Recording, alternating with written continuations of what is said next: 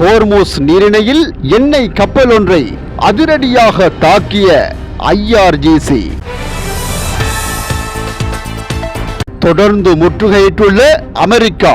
Hormuz நீரிணையை மீண்டும் மூடிய Iran.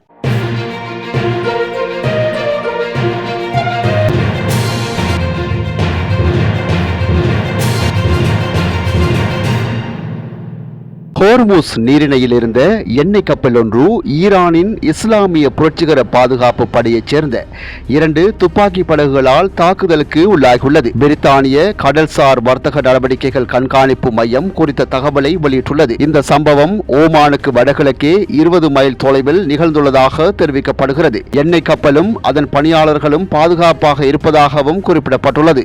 இதேபோல் ஹோர்முஸ் நீரிணையை கடக்க முயன்றபோது குறைந்தது 2 வர்த்தக கப்பல்கள் துப்பாக்கிச் சூட்டுக்கு உள்ளாகியிருப்பதாக சர்வதேச ஊடகங்கள் தெரிவிக்கின்றன.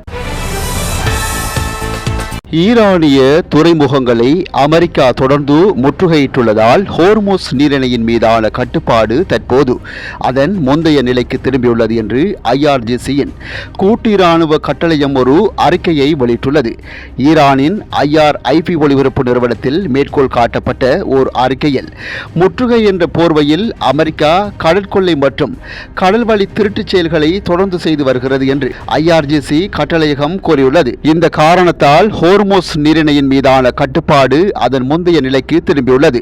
மேலும் இந்த மூலபாய முக்கியத்துவம் வாய்ந்த நீர்வழி தற்போது ஆயுதப்படைகளின் கடுமையான மேலாண்மை மற்றும் கட்டுப்பாட்டின் கீழ் உள்ளது என்று அது கூறியது. ஈரானிலிருந்து அவற்றின் இலக்குகளுக்கு சென்று திரும்பும் கப்பல்களுக்கு அமெரிக்கா முழுமையான கப்பல் போக்குவரத்து சுதந்திரத்தை மீட்டெடுக்கும் வரை ஹோர்முஸ் நீரிணையின் நிலை கடுமையாக கட்டுப்படுத்தப்பட்டு அதன் முந்தைய நிலையிலேயே இருக்கும் என்று IRGC கட்டளையகம் கூறியது. இதேவேளை அமெரிக்கா ஈரானிடையே ஒரு முழுமையான ஒப்பந்தம் எட்டப்படும் வரை ஈரானிய துறைமுகங்கள் மீதான அமெரிக்க கடற்படை முற்றுகை தொடரும் என்று டொனால்ட் ட்ரம்ப் குறிப்பிட்டுள்ளார்.